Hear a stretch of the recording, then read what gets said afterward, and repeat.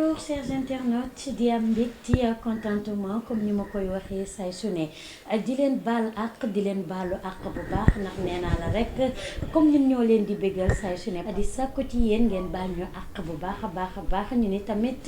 baal nañu leen ak tey nag seen émission au calme dafa dalalati ndaanaan ki ñu dalal tey kenn dootu ko naatamle ci mim réew defoon na fi buzz il y a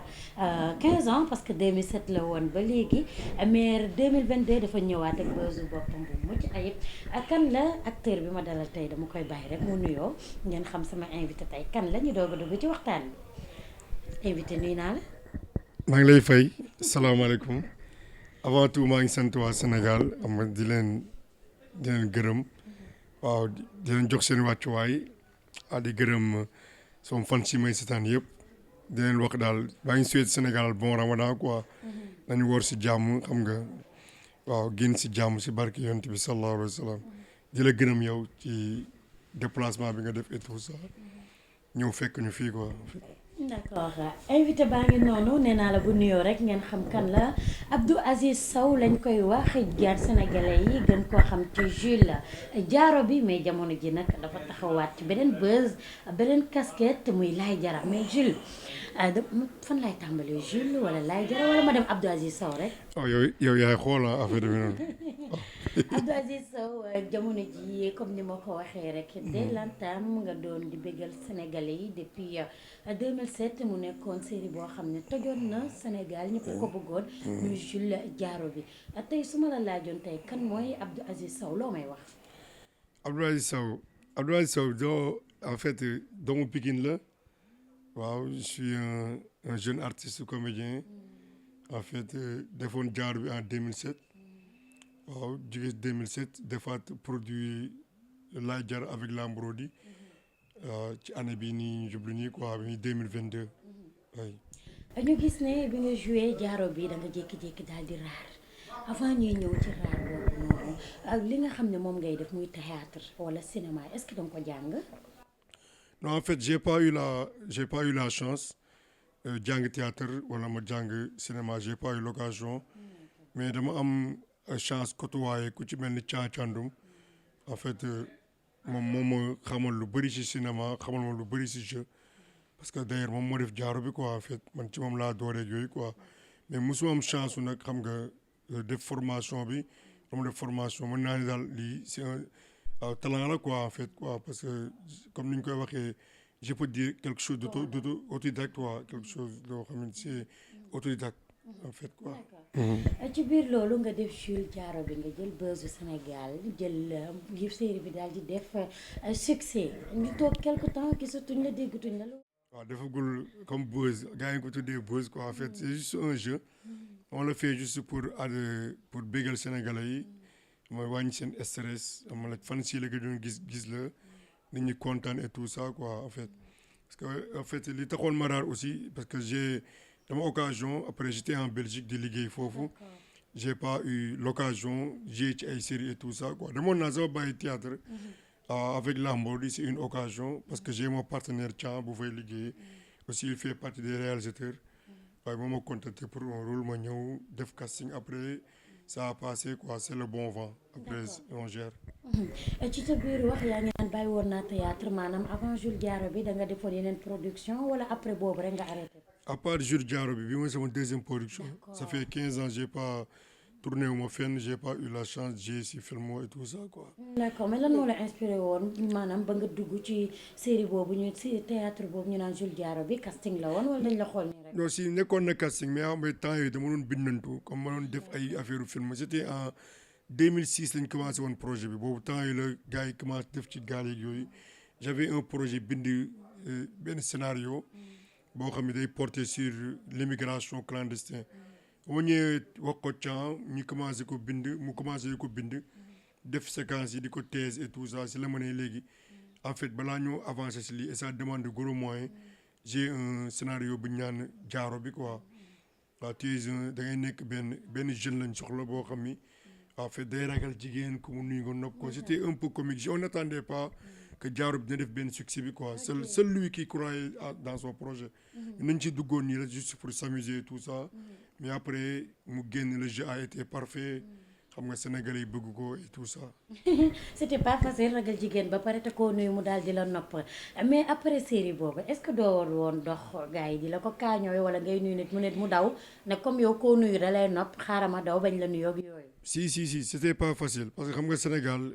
dañu gaaw ñu adapté personnage quoi duñu xam waaw dañuy dund série bi quoi duñu xam personnage bi et tout ça. loolu métti trop quoi en fait même bu ñu la gisee nga ànd ak jigéen sax dañuy impressionné wu kii na la mën a àndee jigéen kii dafa ragal jigéen xam nga ko ni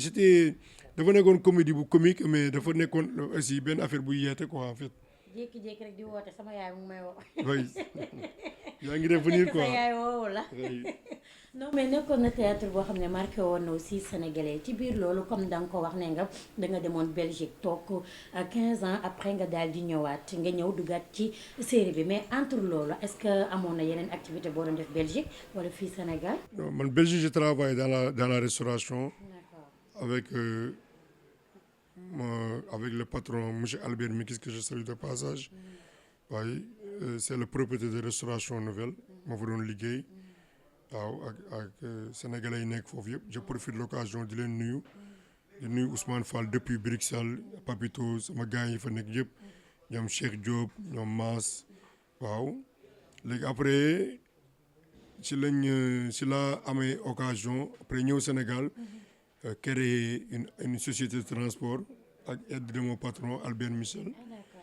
ñu investir ci transport bi et tout ça donc doon ko doxal quoi.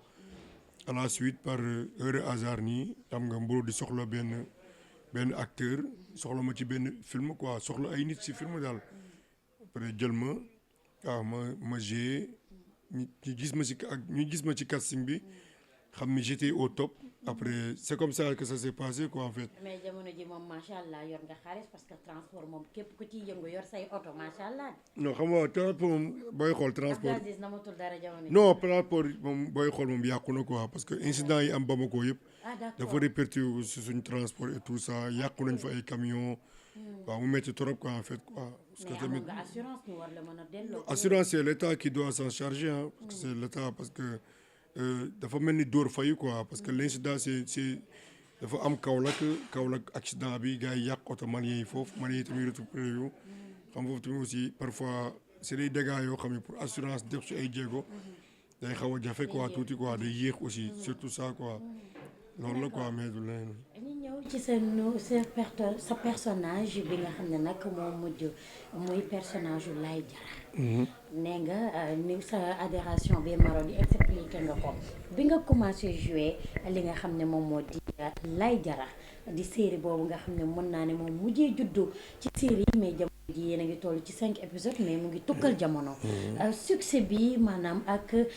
rôle bi nga xam ne nag moom lañ fa daal di jox nan nga ko dundee. non ñu ko dundee c'est simple quoi Laye Diarra c'est juste un personnage. C'est un jeune activiste qui vit à la SICAP. C'est un jeune qui veut développer le Sénégal. C'est un jeune qui a des idées. C'est un jeune qui voit un peu loin. C'est un jeune un peu négatif sur les propos. C'est un jeune perturbateur, comme je peux dire. Laye Diarra dafa ëmb personnage yu bëri xam nga sénégalais yi. xam naa ne ñoo ngi ciy commencé bàyyi xel quoi dafa. c'est-à-dire que bul xool toujours que Laye Diarra dans la comédie et tout ça il faut voir aussi message bi ñuy lancé ci film bi et tout ça quoi Laye Diarra c'est un très bon personnage ma gis sama bopp di ko jouer aussi ak rigueur quoi di ko jouer ak gëm-gëm parce que tamit aussi film boo ko porté réussite bi day porter si le jeu d'acteur quoi le scénario bi lu mu diis aussi il faut avoir des acteurs calés ñu am chance su jouer si ñoom ak ñoom sëñ Ngagne ak gars yi ñoom Pierre Zora et tout le monde ñoom ñoxor ñi si jouer bëri na gros talent yi si jouer bëri na comme sama groupe bi ñoom daat yi booy ay see juif juróom j'ai dans la série Virginie que j'apprécie bien qui joue bien aussi dans son jeu waaye on est là quoi on est des frères on est ensemble on essaie toujours de perfectionner pour pouvoir faire la réussite du film parce que on est à 36 épisodes actuellement nii amagut nañ je pense 5 démb le 6 daw ana 30 épisodes yoo xam ni war na génn donc on est dans les répétitions on est dans le calme pour faire de maintenir le projet pas affaire de succès et buzz on n'y tient pas quoi en fait. mais rôle bi nga joué sénégalais yi ñu bëri dañoo daal di apprécier ñu bëri ñu ne Laye Diarra bëri na ci kër yi Laye Diarra bëri na ci koñ yi Laye Diarra bëri na Sénégal maanaam li ngeen di ñaxtu waaye tamit Laye Diarra coow lu nekk rek mu nga cax moom bëgg na régler lépp est-ce que tamit bu yàggee plainte yi moom duñu mujj sonal la ki nga xam ne moom moo di plainte yi non commissaire dina jot ay plainte yu gën a garaaw sax tu sais que te pareegoo ci plainte yi non pareegul dina ñëw parce que tu sais le jeu d'acteur boo gisee acteur balaa ñu naan mën a wax acteur mooy nga dugg ci personnage des milliers de gens gis seen bopp c'est ça le jeu d'acteur parce que dinaa la Laye Diarra du personnage yi mu boole moo bëri dafa bëri trop mais bëri na tamit de mais toujours ci côté positif parce que gars yi da nga ko gisee loolu parce que boo gisee Laye Diarra tu penses que c'est un fou mais en réalité au fond xam na fu mu jëm quoi il a les ambitions xam na lu mu bëgg peut-être que aussi que Laye Diarra mooy demee xadaar beeg yooyu quoi moi je te parle du personnage. oui je sais personnage bi loolu mais personnage bi aussi sonal na entourage am personnage bi bàyyiwul papaam père Diarra mère Diarra personnage bi bàyyiwul sœuram maanaam Laye nekk na ab personne perturbateur boo xam ne bu duggee ci kër gi nit ñi wax koñ ba nit ñi wax commissaire ba sax commissariat ba sax commissaire bi daa mujj maar ci dossier bu Laye. oui parce que xam nga ça fait Laye Diarra non soolu ñëpp sax booy xool parce que booy xool esprit bi mu am la quoi c'est un jeune qui a l'esprit pour développer le Sénégal c'est un jeune qui aime son quartier Sicap c'est un jeune qui a les ambitions c'est un jeune qui veut aller de l'avant c'est un jeune qui rêve d'être un jour un président qui rêve d'être un jour un député c'est un jeune qui rêve de devenir quelqu'un quoi c'est un jeune qui combat tout ce qui yoo xam ni dóor jigéen c'est un jeune motivé c'est un jeune motivé pas. en parlant de dóor jigéen am nga ci war nga ci am kii de leçon de. ndax yow gis nga ka nga fekkoon muy dóor copinam. fi ngeen mujjee yéen ñaar police bañ demee yow lañ mujjee dugal te giri. ah oui xam nga film. j'espère que moom fi mu ne nii pareeti nga ci loolu. c'est-à-dire que maanaam foofu dañ lay bëgg a jàngal ne la nit ki lu muy def rek am na ci pexe ci ginnaawam. parce que foofu gars yi ñu koy jàppee comédie mais c'est que seen boobu waaw merci li muy foofu li muy jouer foofu li ñuy jouer foofu. dafa doy waar quoi te loolu moo am ci kër yi moo am fépp quoi en fait quoi moo am aussi ci couple yeeg yëpp quoi en fait parce que da ngay topp jeu bi ba da ngay fàtte message bi gars yi di woote quoi. tout à fait ci biir loolu ne comme wax nga ko wax naa ko bi mu démarré léegi yàggul waaye sénégalais ràññee lañ ne ci bëgg nañ la ci rôle bi kontaan nañu ci série bi ba ñëpp bëggandoon nañu ko nan nga koy dundee actuellement ak sa famille ak sa entourage ci mbedd mi. oui parce que c'est un peu difficile parce que parfois da ngay romb nit mu xool la mu ne naka te kii dafay jouer théâtre quoi en fait mu jox la benn personnage avec la famille man je suis naturel avec ma famille je suis tel que je suis quoi en fait man dara yokkuma dara ci man je suis fluide dans mon jeu je suis fluide sama vie amul problème boobu quoi en fait le succès on le gère affaire de même avec les Sénégalais ñi nga xam ne ñoo ngi jël film bi di ko apprécier. mais nan nga koy dundee ak sa famille sa papa ak sa yaay bi ngay joué ba Laye Diarra démarré personnage bi nan nga ko dundee ak ñoom luñ la ci wax. non comme si rien n'était à la maison. c'est comme si rien n'était parce que tu sais xam nañ ma quoi en fait. c'est comme si parce que man affaire bi du ma yëkkati parce que je le fais juste pour bégal fans yi bégal Sénégalais yi mais. xam nga sax ay affaire succès ay affaire non mais xam nga fierté la tey. non c'est une fierté xam nga li ci fierté waaw xam nga la mooy fierté artiste bi mooy nga ñëw dans une maison de production ñu jox la benn rôle nga joué ko mu def satisfaction Sénégalais yi bëgg ko c'est ça la fierté. D'accord. loolu pour man loolu mooy réussite. mais doxoo ci mbedd sa entourage ba tey doxoo ci mbedd nit na la wallaay sono koy war a indexé la loo xam ne dañuy jàpp ne yaa ngi ci série bi ba tey. si ça arrive parce que da ngay romb nit mu taxaw béggee la nga war a taxaw jël sa temps wax ak moom da ngay romb si nit mu kii la indexé la maanaam ay yow bàyyil sa am na comme damay romb sax mu ne ma yow da nga war a bàyyi paa bi yow da nga sonal sa papa oui xam nga ku nekk ak fi ngay gisee quoi et tout ça parce que en fait foofu dañuy wane juste aspect éducation j'aime bien mon papa je l'aime bien mais parfois aussi ak échec bi et tout ça man damay parce que yenn saa yi am na ñoo xam ne dañuy def échec ne pourtant man sama papa soo mettoon dans de très bonnes conditions wala su ma defoon lii du ma def échec et tout ça jeunes yu bëri ñu ngi dund loolu. waaw jeunes yu bëri ñoo ngi dund loolu te parce que doo affaire de parents parce que parent bi tamit am na rôle bi mu ci jouer quoi mais dama waaw nit bu dee ba mënal sa bopp rek yow nga mën a xool fi nga teg sa tànk pour mën a faire une réussite quoi en fait parce que dañuy créer une personnage pour mën a tamit jeunes yi nga xam ni yeewuñu woon si côté domaine boobu ñu mën ci yeewu pour mën a xam aussi comment faire. index yooyu ngay jot quoi. ah oui c'est Abdou Aziz Sow marié ou célibataire. célibataire je suis célibataire oui. avec un grand C. mais bien sûr oui. looy xaar pour marié. non bu ko yàlla tuddee rek en fait xam nga yàlla nag moom mooy boole quoi en fait et tout ça quoi oui. d'accord. ci biir loolu nag ñi daal di gis ne wax nga ko ci sa biir wax série bi daal dina def réussite totale sénégalais yi daal di ko bëgg bu weesoo lii lan mooy projet wu Abdou Aziz Sow. mais son projet man parce que man je suis dans le transport. Je souhaite y faire une réussite quoi pour un peu rattraper la tâche qu'on a vécue. C'est ça mes projets et tout ça en attendant aussi. xool c'est que l'avenir réserve parce que àdduna mooy dox parce que àdduna lépp loo gisee lu war a ñëw la quoi doo xam fi muy ñëw quoi nit da ngay xëy di yeew quoi mais ce qui est fait est fait parce que tey ku ma waxoon ci àdduna di nga dem ba j'ai benn produit bu ñu naan lay jara comme ça du ma ko gëm doo xam ni muy ñëwee àdduna dafa gaaw quoi dafa mën nga xëy suba nekkaat ci benn projet wala mën nga xëy suba nekkaat ci neen quoi en fait il faut juste y croire nekk ci des droit bon chemin di dox di wa def li nga war def quoi nekk ci li nga war nekk la di xaar ce que Dieu réserve quoi après ma loolu. tournage du corps métti na wala méttiwul. non il faut juste am habitude bi la et tout ça quoi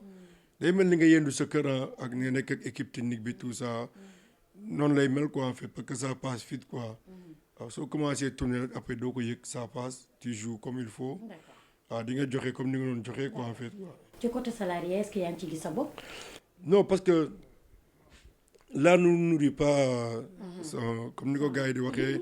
mais sant yàlla quoi en fait parce que tamit aussi nit ku nekk la ñu ngay liggéeyal aussi am nga lu ngeen waxante am nga ay termes yi ngeen séq et tout ça quoi parce que tamit man mënuma la wax ne la yow looy fayeeku wala yow non en fait affaire bi loolu c'est juste un point quoi en fait mais daal ñoo ngi sant yàlla avec la Mbrodi ñu ngi si gis suñu bopp ça passe xam nga rek en fait ambiance bi rek pour man neex na xam nga xaalis bi neex na trop quoi mais xam nga. aussi non nga def produit sax mu génn ni Sénégalais yi bëgg ko rek loolu pour man ay millions la. man si je vois quelqu'un bu aimé théâtre lay jara ma gis ko nii mu xool ma xam ni kii dafa aimé film bi non loolu damay tombé quoi damay nekk à plat quoi damay bég ba nga xam ni damay daan c'est pas vrai. d'accord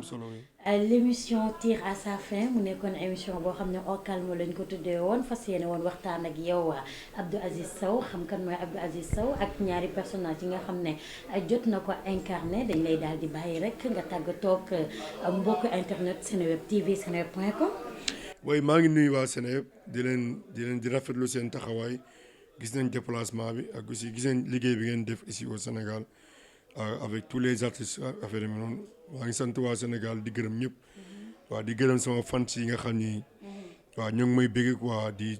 ma seetaan tout le temps di ma mettre la force pour ma mën a dem maa ngi leen di bëgg bu baax a baax waaw di nuyu sama famille xam nga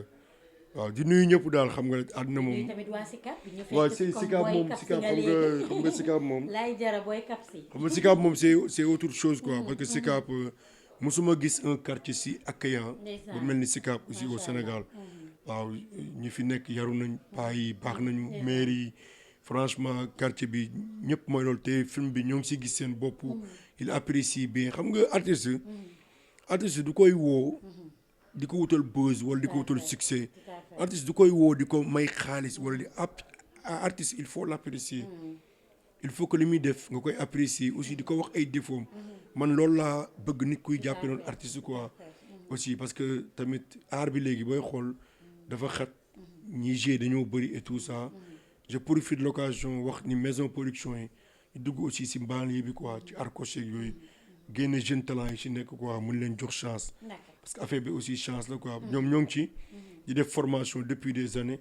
te jusqu'à présent ils ont pas encore eu la chance d'y évoluer et tout ça quoi. mais séquence yi nga jot a joué ban séquence la ci gën a neex.